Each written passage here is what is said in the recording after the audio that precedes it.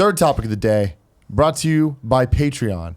You can go to patreon.com/kindoffunnygames and support us just like my boy Mike Lynch did. Mike Lynch has a question for us. Okay. He says, I was wondering if you guys could think of a genre of game and a time period you would like the game to take place, and what studio you would like to make it. For me, I would like a first-person open-world RPG in the vein of Fallout 3, made by Bethesda during the Revolutionary War. Thanks, guys. Keep up the good work. The one game that I thought deeply about making, and I wouldn't make it, but I mean, like if I were to make a game, this was when we were at IGN, was a strategy role-playing game / economic game set in the Revolution that was on that I wanted on DS. And I think it's funny because there was I don't know if it ever came out. I don't know what happened to it. I remember being at IGN and reaching out to these guys. There was a Kickstarted game that was like a Japanese role-playing game style title set in the American Revolution, and it looked fucking awesome. And they would not return my emails. Like I don't know if it's because I worked at IGN or what it was, but I wanted to like talk to them about their game. I think the American Revolution, I agree with them, is a place rife for good storytelling. We got a little bit of an Assassin's Creed 3, which I think that from a presentational standpoint, they fucking nailed it.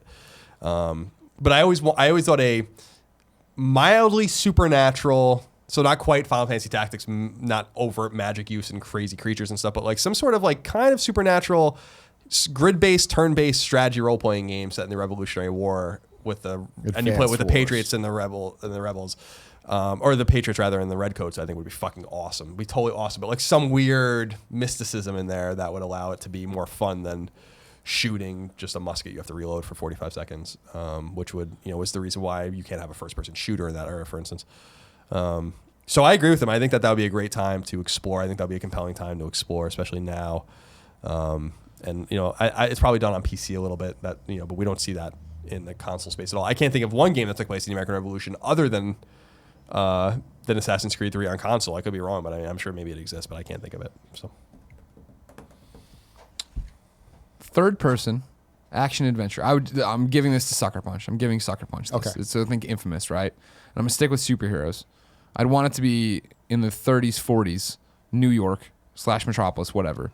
But that style of superhero game in that genre, and we'll just say Superman. It's Golden Age Superman, right? So he can't fly. He's just leaping over tall buildings in a single bound, but the buildings look awesome. It's in New York. We've got those fucking suits with the huge shoulder pads and the press hat and all this other stuff. And everybody's hey, the talkies like that, So Dateline, New York, blah, blah, blah. Like that kind of shit going on. But like a throwback to the 30s, 40s, or even Roaring 20s if we want to get weird with it and go, you know what I mean? But like that kind of world to exist in. And like, you see it. I like period pieces in Americana, and that's one of the things where I was excited for Assassin's Creed 3 being in the over here, and this is this cool part of history, but it didn't work in terms of where I wanted. I'd rather see Assassin's Creed do something like that in the booming city. This is what's happening. We're going down. You know what I mean? Like Model T kind of cars going. You even get that if you're doing the Superman one, right? Him from Action Comics #1 or whatever, smashing that car. You know what I mean? Like having it out there and having that be the stylized world you're in, and have it be like a Max Fleischer cartoon or whatever. Have that be the art style and have that be the characters and have that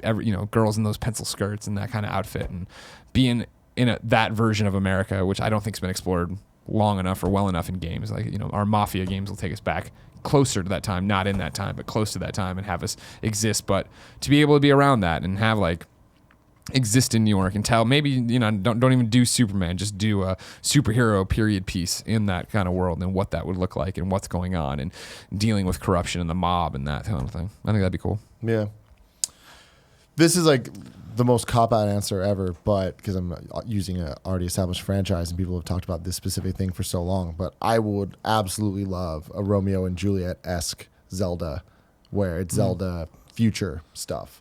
I want Epona to be a motorcycle. I want him using guns instead of a sword, like that type of stuff. I couldn't even imagine the fucking... It's Kid Icarus, sorry. I can't imagine... I couldn't imagine the fucking Fuhrer if they ever did the something online like that. I would love it. I think that'd be petition. awesome. That sounds awesome, but man, people would lose it if they did that to Zelda. They would lose their minds. Whatever. I'm like, I think it'd be super cool. I think it would be cool too. And Totally. I think that it would allow them to really update things and give us the same thing that we know and love, the same type of gameplay and the same type of adventure and feel, but kind of just give it a different tone. And I think that Zelda with a different tone could go a very long way. I don't want futuristic shit. I want it to be kind of set in present. Okay. Right? But like a dark present. So or a dark present and a light present. Like that's the thing is Zelda gives you the room to most of the best Zeldas have the kind of dichotomy between the same world and whether it's the past and future or dark side, light side, whatever it is. I think that if you ran with that, there's so much things you can update in cool little clever ways that most are just stupid little nods and like, oh, I see what you did there. Yeah. But I think that that would kind of shift everything enough to really get me super interested. I think that the Zelda that we're getting now is a really good kind of step back to move forward. Like it's kind of like going back to the beginning to then push ahead. But I think something like I'm talking about would just be more of like a alternate universe thing. And this doesn't need to be like I'd like it to be mainline in the sense of this is a real Zelda. We're putting Zelda, whatever. But it doesn't need to be like in the storyline or whatever. It can be completely non-canon. When you started, I thought you were going to say feudal Japan, Assassin's Creed. The one that people have been banging the drum for forever, Assassin's Creed with samurais and stuff. Yeah, that's good too. Yeah. Or an Onimusha game in Paris would be cool. A new Onimusha game generally would be nice. They can put it on the fucking moon for all I care at this point. I just Jan Reno in there. I can't believe I don't even want to get down this road again. Like, it's so annoying to me that we haven't had a game. It's been 10 years. Yeah, it's upsetting. Dawn of Dreams came out, right? That was what it was called in 2006. I remember. It might have even been 2005. I think it was 5. Yeah, fall 2005. I think you're right. So it's been over 10 years. I don't know what the fuck they're thinking with that. The new Zelda game. It sounds cool. I mean, just speaking generally on the NX Zelda too. Like I was thinking about it recently. I'm like, I'm kind of stoked about this game. Like it's strange.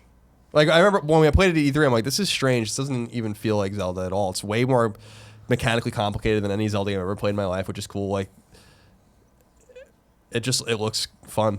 Like I was like, yeah, I'm gonna buy an NX as long as they don't fuck it up. I'm gonna put that analog stick below the face buttons where it belongs. Then other than that, yeah, I'm stoked about it. So just as an aside, since you brought up Zelda, I was thinking about that recently. The game looks fucking cool. No, that's what I keep going back to, and the fact that we have a flight on Sunday, and fuck, it'd be nice to play Zelda on that flight. Just sit there, and have a full-fledged game that isn't my visual novels that I'm getting on my Vita over and over again. Well, speaking of that, though, another game that I thought would be really cool would be an RPG set in American high school. We get a lot of Japanese high school settings and stuff, but I would love a real RPG set in America, early 2000s.